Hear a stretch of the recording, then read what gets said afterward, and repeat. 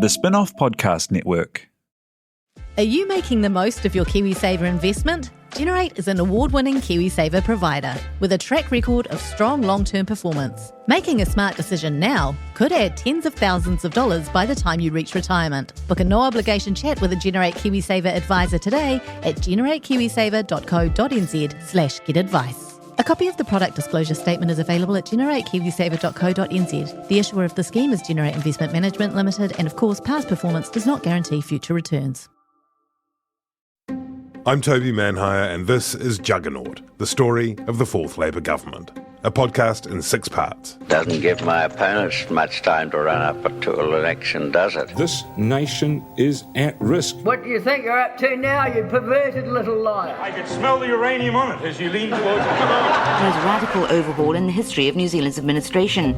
Juggernaut, the story of the Fourth Labour Government, made with the support of New Zealand On Air. Listen now on The Spin-off or wherever you get your podcasts.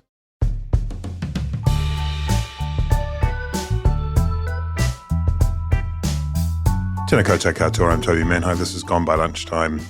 Really excited, the group of people we've got here today. Annabelle Mather is here. Kia ora. Ben Thomas is here. Kia ora. And on keys, Te Aihe Butler. Tēnā koutou. Lots to talk about today. Lots to talk about. First, I should say, terrible news. If you haven't already got a ticket to the Gone by Lunchtime session at the Auckland Writers' Festival, it is sold out. It is full. So you'll need to go to the dark web or a scalper's den. Via GoGo. Yep, to try and get hold of a ticket. Sorry about that. I'm honestly appalled, eh? Like, who pays to come and see us during a cost of living crisis? Well, a bunch of champagne socialists, that's who. I can tell you who will be there at the Auckland Writers' Festival. Probably has a ticket is Todd Stevenson, the ACT Arts spokesperson. I don't know if you saw this extraordinary, compelling roller coaster interview with Steve Braunias on Newsroom, in which he detailed his artistic portfolio, his love of arts and culture. His engagement with the arts. And eventually they resolved that he had maybe read a book, maybe read a New Zealand book. Yeah, I mean, this is the difference, right? Between a lot of people think all the right wing is sort of the same, but this is sort of the demarcation between the Tories, the Conservatives, who sort of think, you know, you've got to maintain these enduring institutions of culture, keep them going through the ages, you know, like pillars that hold us aloft as a society. The New Zealand Symphony Orchestra, the opera, theatre, classical music. Now, you know, Te Matatini has sort of fought its way, you know, through the institutions and has become one of those sort of, you know, without this, we're not a really, you know, what are we fighting for kind of things. And the neoliberals, you know, typified by ACT in the 1980s, they're like, well, if people like it, they'll pay for it, you know, and you can see where they kind of come to on this, right? Because if you're an ACT Party member, you know, you will spend a lot of time, or if you're an ACT Party grandee, you'll spend a lot of time rubbing shoulders with Ellen Gibbs and Jenny Gibbs and all these people who are patrons of the arts. And so ACT think, well, you know, if you're a struggling artist, you need some capital to back your creative endeavours. Just go and ask the Gibbses for money to help you subsist like we have for most of our 20-year life. And, you know, it works fine. And it's actually true, right? You know, Ellen Gibbs has, you know, obviously he's best known for the Gibbs Farm, the sculptures, you know, the huge works. But he's invested in writing and literature. He's paid for, you know, a great New Zealand book to be written. The Ellen Gibbs Story by Paul Goldsmith. You know, the Fletcher family, one of New Zealand's sort of, you know, big families. They're patrons of the arts. They had a book commissioned, History of the Fletcher Family by Paul Goldsmith. Don Brash, former Reserve Bank governor, one-time ACT leader, one-time National Party leader. That was by... Patron of the arts, you know, commissioned the writing of a book about Don Brash's life by Paul Goldsmith. You know, the patronage system works. Yeah. This is how we know so much about rich and powerful people in ancient times. I was surprised they didn't even come up with I've Been Thinking as one of the great New Zealand books written by not Paul Goldsmith, surprisingly, but Richard Preble. Or Towards Prosperity. That's another good one. Unfinished Business. Unfinished Business is a classic. Out of the Red. That's another Richard Prepple underappreciated book. He's actually quite a fun writer, Richard Prepple, if that's what you're into.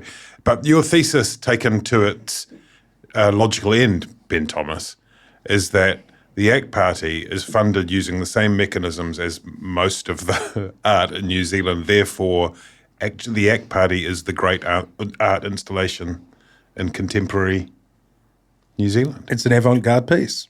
Incredible. Right.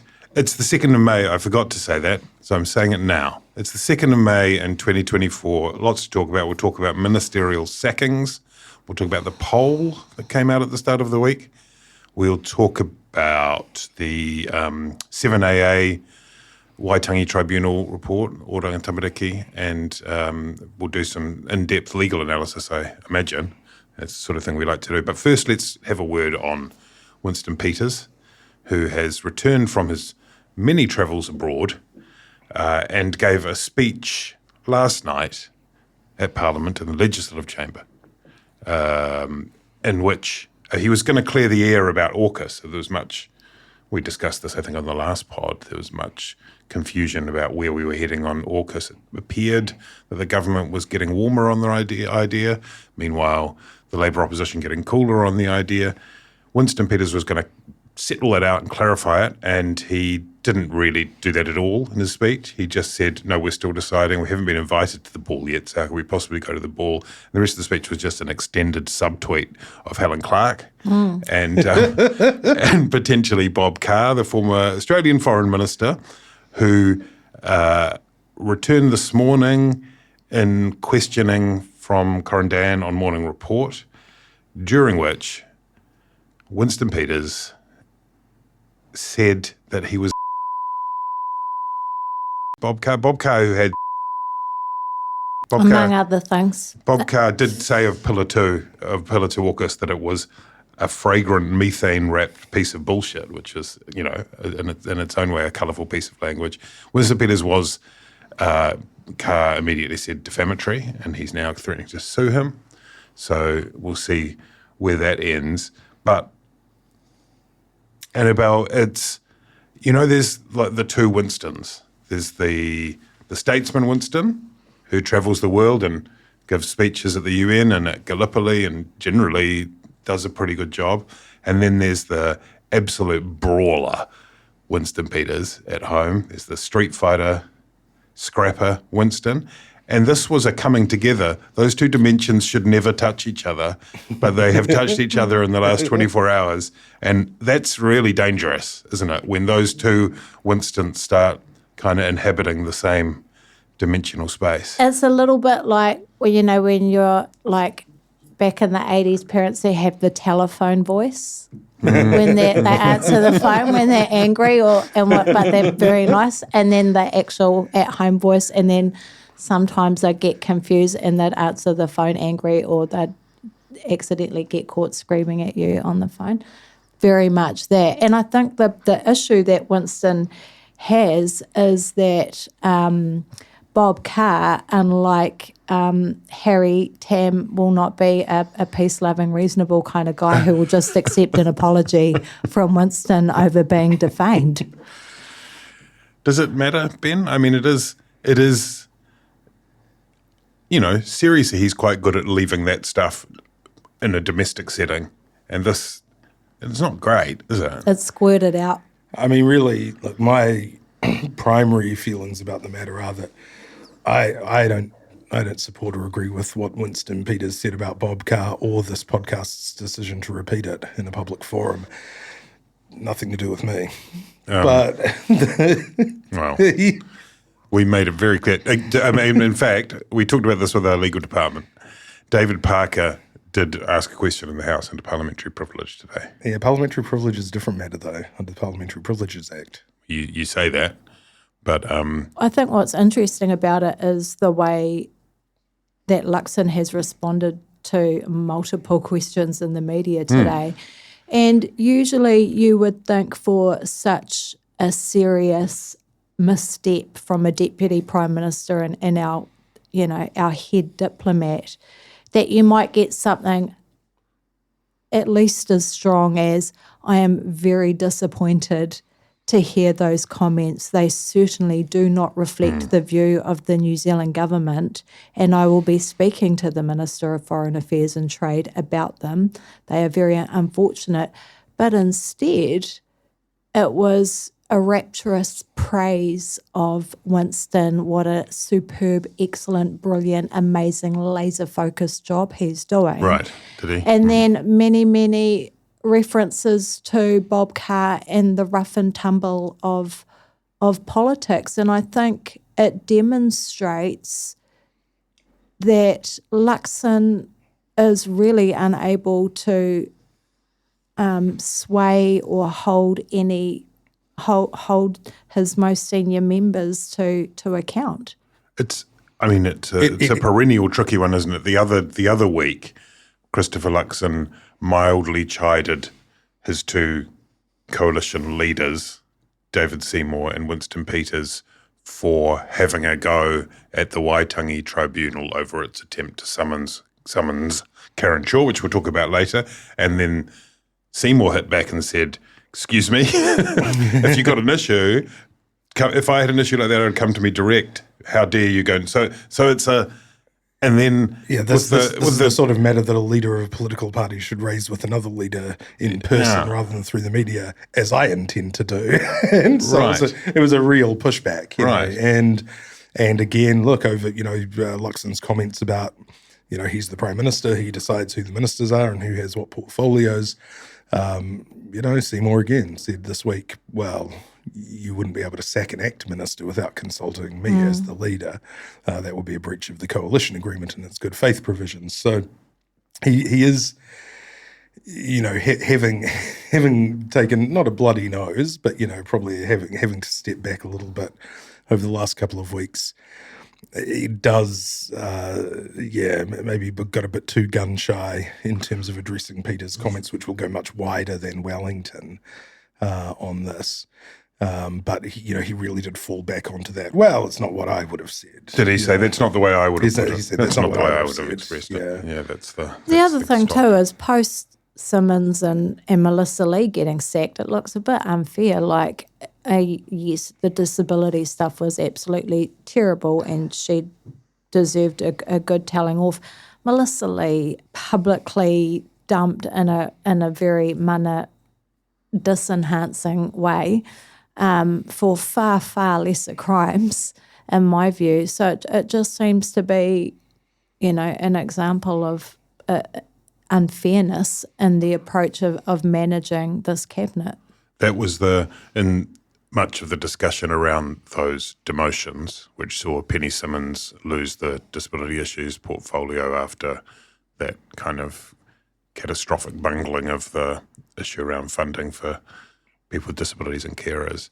And Melissa Lee lost the media portfolio, but was also it was bigger because she lost her place in cabinet, which is a real which really burns. There was some discussion about whether or not this is a sign of strength, sends a signal.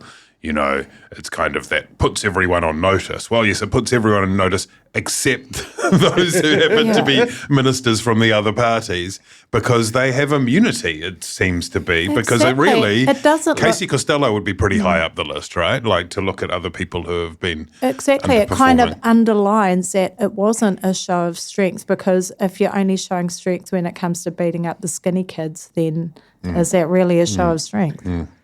Yeah, that's right. It signals strength in the short term, but then you've set a standard. If you set a standard for your ministers, you've set a standard for yourself for managing them. And look, in a coalition government, very vexed to do that with ministers who aren't in your party.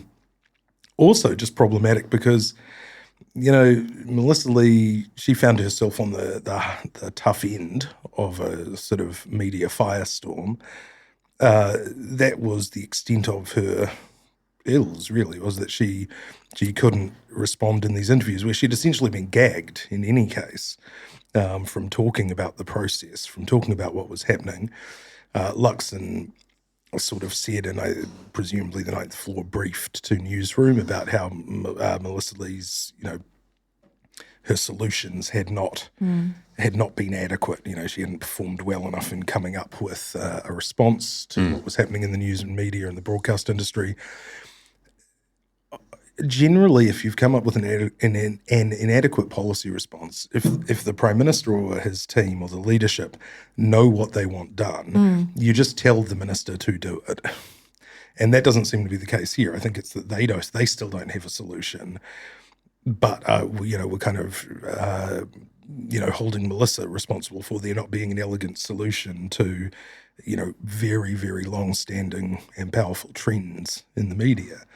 I think if you talk about fairness, I think that the Lee kind of sacking in particular, the sort of gratuitousness of it, I think sort of stands out. Simmonds, probably a good idea to relieve her of that portfolio. A couple of things that slipped under her notice, under her risk radar. Well, especially too, very close. Yeah, especially too, given that ST. she's dealing with te pukenga as well. Like that's a whole other blazing inferno of a dumpster fire there. So yeah, I agree. And that's what she was brought in to do as a specialist in tertiary education or vocational education. So, that makes sense. You didn't need to turn that into a big song and dance. And I think that his, Luxon's reasoning, which is this, he seems to very much see it as a financial portfolio manager or something. He's about, putting the different portfolios or the bundles of responsibility that cabinet ministers have, allocating them most efficiently at a given time, kind of like taking a project off one team in your company and giving it to another team because they've got more capacity or whatever. Now, that's a very different way of looking at these things. It might turn out to be really successful. It might not. We'll see whether he does actually continue with this. Well, he indicated that he would. He sort of gave the impression that there would be a sort of monthly review. I mean, he didn't say that specifically, but that was the intimation. There'd be a monthly review and that he would then move people around. It's the specifically that moving out of cabinet thing, isn't it? Because you get to turn up every Monday and sit around that table. You have a full seat in the cockpit of government, and that was the one that made it seem. I think if he'd taken that portfolio away, she's still got economic development, right, and ethnic affairs, I think. So but it meant that Simon Watts could come in for climate change. So climate change is in there. They're fine. I think that's hard to argue that that's not a good idea to have climate change at the table. But it did seem to me like, there was that talk about I think it was the first action plan had 49 points on it, and maybe the one that they decided not to agree with was number 50, which is sack some ministers to show, it seemed like part of it was like, this is the message that this is what it's really about, I think so. And if you look at the polling, as we are going to or are right now, whatever, I think we're doing now. That has been part of the continuing story, is that apart from a bit of a blip in, I think, January, February, where Luxon's numbers went up and approval of the government went up and right track, wrong track improved. Apart from that, it's been a pretty depressing picture for the government. They haven't had this sort of protracted honeymoon. They didn't really get much of a bump from the election at all. And whatever bump they did get has now well and truly sort of dissipated. They're now in the sort of pre-budget announcement zone, and, we'll be hoping to get some, that bears some fruit. But that poll, which, in case you missed it, was One News on a day earlier this week, and National dropped by 2 points to 36. New Zealand First fell just underneath the 5% threshold, meaning that if you totted up the numbers, assumed Te Pāti Māori get at least one seat, that you would the opposition parties could form a government. I haven't crunched the numbers on if New Zealand First got an extra, percentage point, whether it might not be the case. So it's not kind of overwhelming, but it's pretty unusual, as has been remarked for a first-term government at this point in the cycle to see themselves coming second. But also, and you make this point, Ben, I don't know what you think, Annabelle, had it not been for that being the big headline, there would probably be more focus on the fact that Christopher Luxon lost 2 points and preferred Prime Minister and sits at 23%. I mean, the general message from the New Zealand public says, I don't really like any of these people because Chris Hipkins is on 16 and they're, But isn't it at this point when, with previous Prime Ministers, you sort of get used to them. They get their feet under the table. They take on that air of gravitas that just comes with the office. And, it's like wearing a new pair of boots. You just get used to the feel of the boots, and they seem like the right person for the job. And so it's kind of, that's the way. Is it personal? Is it just the general malaise that is in a cost of living world? What is it? I think there's a couple of things. Firstly, I think that Luxon isn't able to make some tough calls and do some leadership looking kind of moves, because every time he tries to, he gets cut down by Winston and David. So I think that's an issue and that he has. And that gives the impression of tail wagging the dog. Exactly.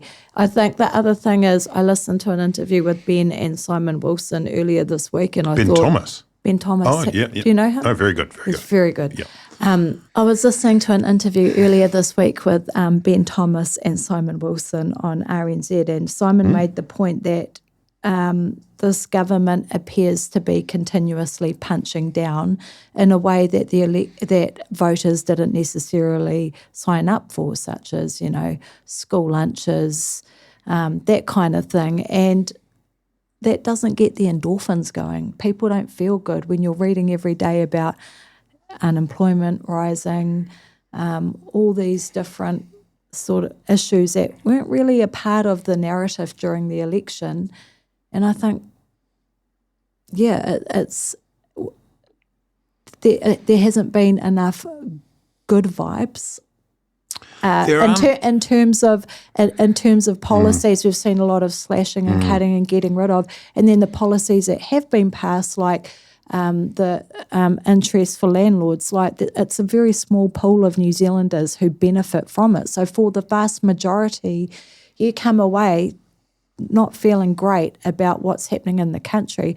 The other thing that really surprised me about the poll is how well the Greens vote is standing up, and in fact gone up, despite them having an absolute horror of That's a year. Right. Like Julia and Genta charging across the Houses of Parliament is going to see them soar higher. Yeah, exactly. But, MP after MP down, and yet their vote has held up. And I mean, why is that? Is it because Labour is seen to be underperforming? Is it because even though they've had these difficulties, they've communicated their way through them very well? I'm not sure, but I thought that was quite remarkable. Yeah. Ben, I don't want to make you repeat whatever it was you said on RNZ, whatever that is. But how I mean, the mojo machine the vibes isn't firing. Annabelle's right. It doesn't. That's a hard ask, though, at the same time, to get the mojo flowing through the streets of the country when the mood is still bleak, and you need to reflect that. I mean, here, look, for example, we recently had the cost of living numbers come out from Stats NZ, and the increase has fallen. It's gone down to 6.2% increase in the last 12 months. So, I mean, is that a good news story? Not really. I mean, you can't kind of walk into a supermarket without finding that it costs you $100, Oh, yeah. Like leaving the house costs $100 these days. It's just gone as soon as you leave your house. Yeah, and I think this is the issue, right? A lot of people now say, the vibes are bad, the vibes are no good. The vibes are no good. And what they mean is the economy's bad. the economy's bad, and that has much more of an impact on people's lives. And during the GFC, I think this was a comparison Mikey Sherman made, that during the GFC, when John Key had been in power for around this time, soaring in the polls, doing great, everyone loved the new national government. That's true, but with the GFC, inflation was still under control. In an attempt to get the economy sort of kickstarted again, interest rates were actually falling. People were finding their mortgages were costing less to refix. If you kept your job, and that's not a certain thing, because unemployment did spike during the GFC, went up by a couple of percentage points. It was a bad scene. But if you kept your job, your standard of living was about the same, and it might even be a little bit better because of falling interest rates. right now, with the thing with inflation, we haven't had an inflation problem since the 90s. So a lot of people forgot about this. Inflation makes everyone feel worse off month after month after month. And you can't stimulate your way out of it. Yeah. And Keynes is not available. You don't feel like you're standing still, which I think is the sort of malaise, vibes are off kind of thing that maybe happened in 2017, I think, when GDP was flat. The per capita GDP was flat, and right now it's negative.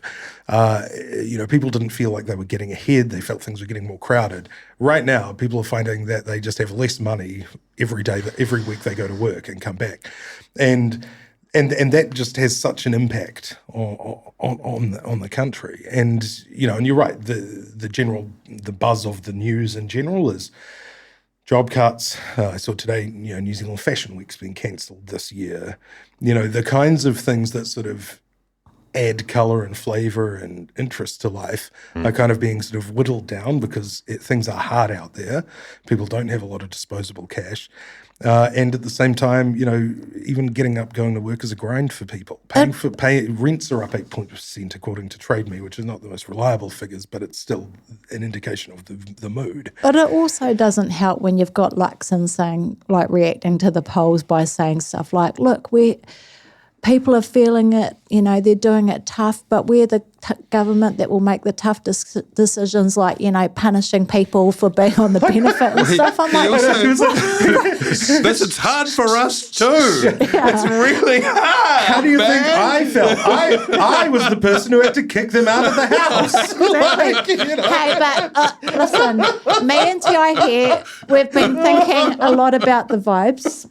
And we had a discussion earlier about how we could perhaps fix the vibe situation.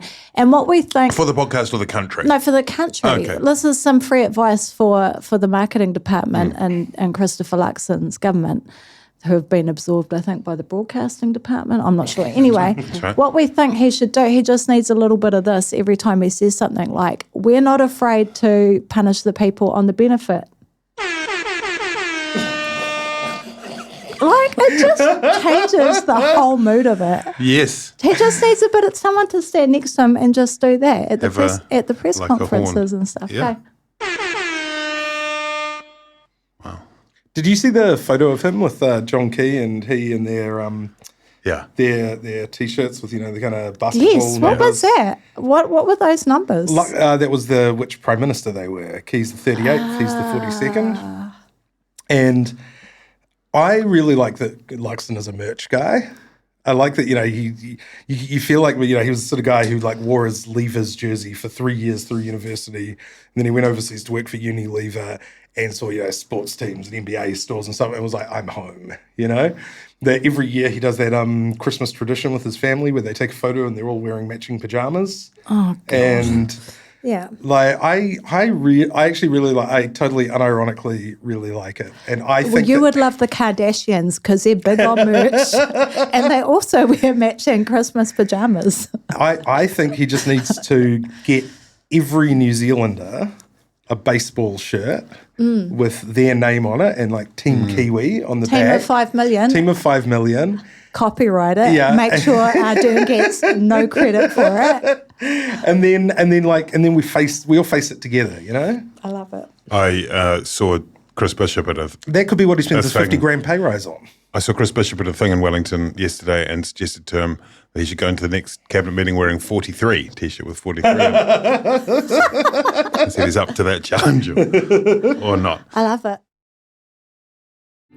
Kia ora, I'm Duncan Grieve, founder of The Spinoff. You can help us keep all of The Spinoff's award-winning journalism free for everybody by becoming a member today at thespinoff.co.nz/donate. Kia ora, I'm Alex Casey, senior writer at The Spinoff. We wouldn't exist without the ongoing support of our generous members. If you're able to, you can make a donation at thespinoff.co.nz/donate. Now, the Waitangi Tribunal Was it an urgent report that emerged in recent days? An intermediate report.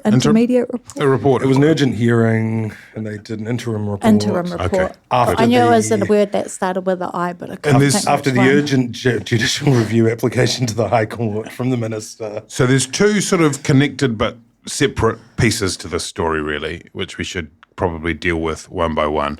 The first is the complaint that's been taken via the Waitangi Tribunal, which relates to the removal of Section 7AA in the Oranga Tamariki Act. Yes. That's what it's called. And which is part of the Act party policy, and that is being overseen by Minister for Children, Karen Chhour. The Waitangi Tribunal attempted to summons Karen Chhour. The minister said, no, thank you very much. And then that ended up being playing out in the High Court. But Was there a step prior to that where they requested information from Karen Chhour's office, which she didn't provide to them, and then they summoned her? Yes. And then she'd also declined the summons as well. So let's leave that for a second. What did the Waitangi Tribunal say? The interlocutory report. Basically, it has three main areas of concern. It doesn't make any recommendations. It just wants to raise three issues to the stakeholder ministers. One is their concern that legislation that's about upholding treaty principles would be overturned to honour a coalition agreement. The second is the actual harm that could be done by removing the Act. And the third is the impact that it will have on the strategic partners and relationships that have been developed through that Act with those people, because there has been no consultation with those interested parties or stakeholders about the repeal of the legislation. So 7AA specifically requires that it gives special requirements on the CE of Oranga Tamariki to meet measurable outcomes, practical outcomes that honour the principles of the Treaty of Waitangi, enhance the well-being of Tamariki Māori, help them stay connected to their identity and their iwi, and ultimately address the massive inequity within Oranga Tamariki, because 6 out of 10 children in Oranga Tamariki care are Tamariki Māori. And the tribunal found that there's the question of whether or not it's consistent with the requirements of the Treaty of Waitangi, but also irrespective of that, but whether by removing it, it would remove a requirement that is to the benefit, in its view, of the children. Of the tamariki that are in the care of Oranga Tamariki, yeah. And ultimately this all comes from a pretty blunt instrument, which is that 7AA is the section that ACT, and I think New Zealand First, think is responsible for, these sort of highly publicised cases of Māori children who are with Pākehā families, and then they get sort of reverse uplifted away from the foster parents, and then, placed, back, with just more culturally appropriate sort of backgrounds or whatever. With their family. Well, yeah. Ideally with their family or their kinspeople, yeah. Which, and there are partnerships, where that's done really well, in terms of reconnecting people with their, reconnecting children, with their, the wider hapu. If the family is sort of, not necessarily in a sort of fit position. There's a number of partnerships too. We've got a really good one with their local office for Oranga Tamariki, along those lines. And then there are some, cases which you read about in the news where, it turns out the wider family are not in a particularly great state to receive the kids either. And so, it's one thing that's been noted in a lot of the decisions is, and the regulatory impact statement is, there's not necessarily a clear connection between 7AA and these particular decisions. Right. And 7AA doesn't actually dictate how you do, how you actually implement, the partnerships. It doesn't. And, I think Karen Chhour herself has said, the partnerships with iwi groups will continue, she wants them to continue. So, all of this seems to be sort of, I think it's a bit of a feint, a political sort of convenience to get rid of 7AA, to sort of show that you're doing something, which is a bit, it's easier to do that than do the, try and reform the culture from the inside, that kind of thing. So one of the point is made in the report that, some of those alarming uplifts or some of the alarming behaviour that you might see from Oranga Tamariki is actually about social welfare practice and individual practitioners rather than the 7AA policy itself. And the other thing it talks about is that it's happened in such a short time, the repeal, that there hasn't actually been adequate time to investigate what the unintended consequences might be, to look at the evidence and the data and what it tells us, and to look at, what the best thing is to replace it with. Obviously 7AA is not perfect. Oranga Tamariki isn't perfect, but you don't just chuck the baby out with the bathwater, if you'll excuse the pun. The other thing that I find interesting about it is, 7AA is a lot to do with keeping tamariki connected to their identity, their culture, their whānau, all of those things. And when I've read interviews with Karen Chhour and watched them, one of the things that she talks about quite often is that as a child, when her mother could no longer care for her, or when the relationship between her and her mother broke down, she wanted to return to her grandmother in Northland who had raised her, and was told by SIFs or whatever it was called at the time that her grandmother didn't want her. And that was a mamae that she carried for a long time because she wanted to be with her nanny who had raised her. And then as an adult, her grandmother told her that actually she very much wanted her back. She had asked for her back, and SIFs had told her that she was too old. So, 7AA is designed to prevent those sorts of situations from happening, that when there is a whānau who are resourced and capable and loving and wanting of a tamaiti, that they get the first opportunity to care for those tamariki. So it's a strange, it's a strange response. The Waitangi Tribunal is, of course, not much loved by either of ACT or New Zealand First. So when that process began, both of those parties saw an opportunity to articulate their concerns with the Waitangi Tribunal, which is, of course, not a court of law. It's, I think the way it's usually described is the closest to being like a permanent commission of inquiry. Yeah. As we know, it was created in 1975, and then in 1985, its remit was expanded to go back to 1840, so it's often thought of as something that is about treaty settlements, but that in fact wasn't its first role. Ben, you're very much the Geoffrey Palmer of Gone by Lunchtime. So tell us what played out in terms of the tribunal's attempt to summons the Minister for Children, Karen Chhour. Well, the first thing that happened was the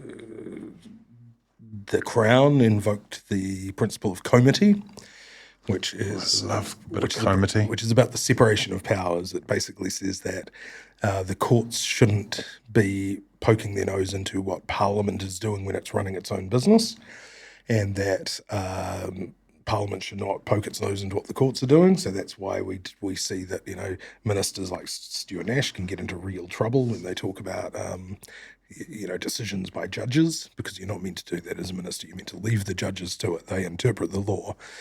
And the fond wish of our parliamentarians over the last probably 15 years or so has been that the courts would would kind of reciprocate that and not try and interrogate sort of political proceedings that, information had been...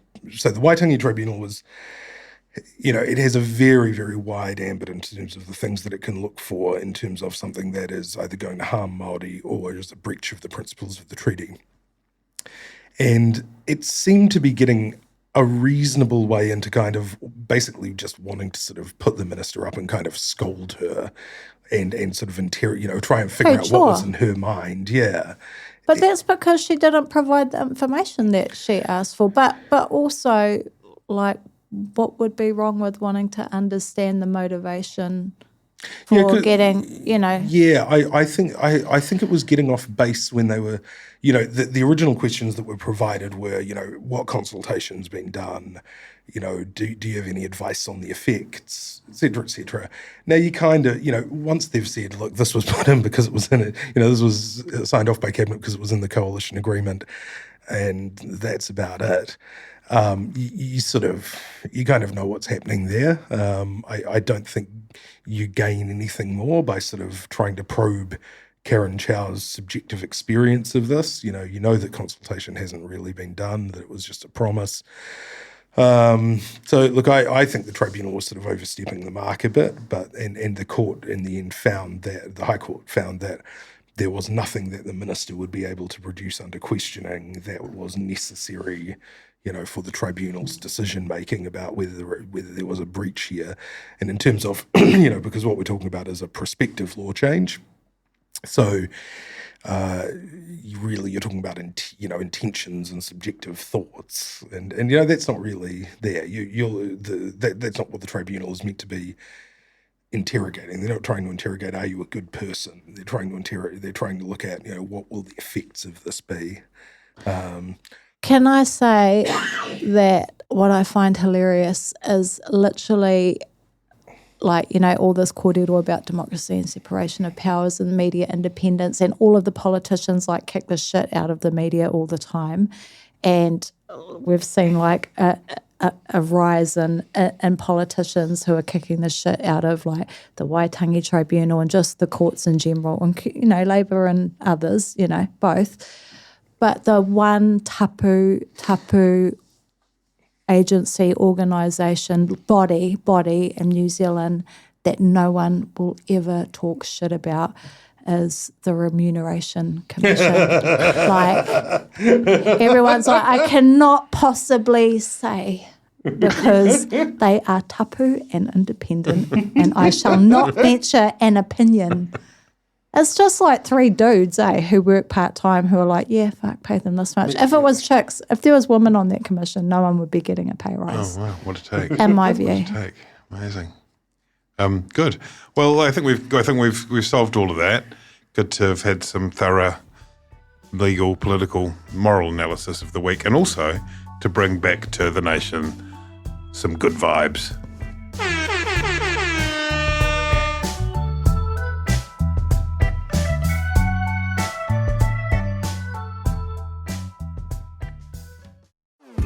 Talofa lover, I'm Madeline Chapman, editor at The Spinoff.